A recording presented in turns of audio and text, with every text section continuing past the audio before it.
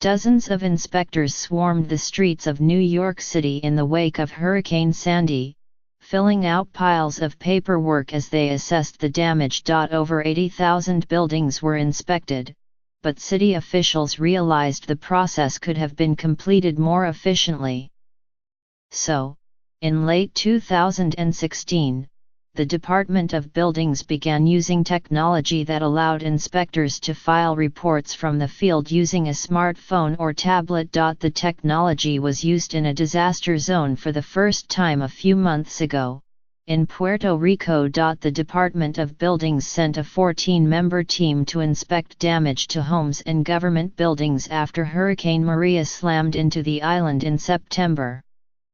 Inspectors assessed nearly 5,100 structures, helping local officials understand the magnitude of the destruction. Having people from the mainland that came in early, left late, and didn't have to worry about not having electricity in their homes, it was extremely necessary, said David Carrasquillo Medrano, an advisor on planning and land use affairs for the city of San Juan, the island's capital.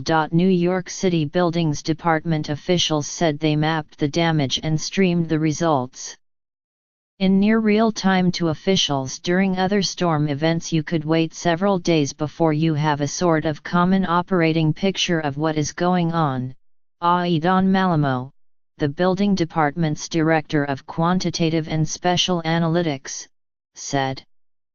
Here, within the first 2 or 3 days, every hour, they were seeing what the results were of our inspections, and that's a unique thing. The inspectors were among the almost 300 New York City workers who went to the U.S. territory after the storm.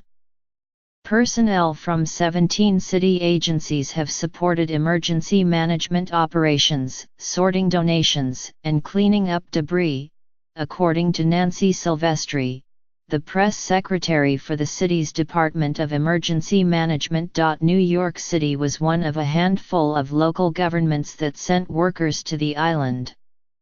The state of New York, for example, has sent 452 workers to help repair the power grid, 152 medical volunteers and 152 National Guard police officers, among others.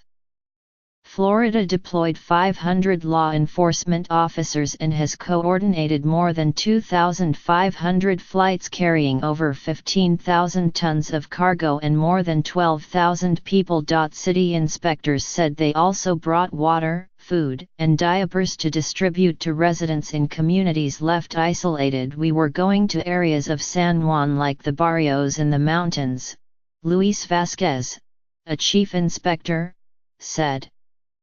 In a lot of places we were like heroes. We were the first ones they saw. The first team of 2 sent on September 24 inspected critical infrastructure like hospitals, schools, and even City Hall in San Juan. The second team of 12 left on October 6 and mapped the damage to thousands of homes. Using their smartphones, inspectors used a color key to map the damage. Green meant the building was safe, yellow, the building was damaged, but habitable, and red denoted unsafe conditions. They uploaded descriptions and photos of the damage to a digital dashboard. The data allowed officials to identify houses that needed roof tarps, as well as buildings that could serve as centers for the distribution of food and water. New York helped with many things, not just inspections. But inspections are one of the most underrated and important things because it gives you data on which you can base tangible actions, Mr. Carrasquillo Medrano, the San Juan official, said. New York City inspectors reached about 65 to 70% of neighborhoods in the capital, he said in a phone interview. However, officials in Puerto Rico often had trouble accessing the data because the internet connection was too weak at the time.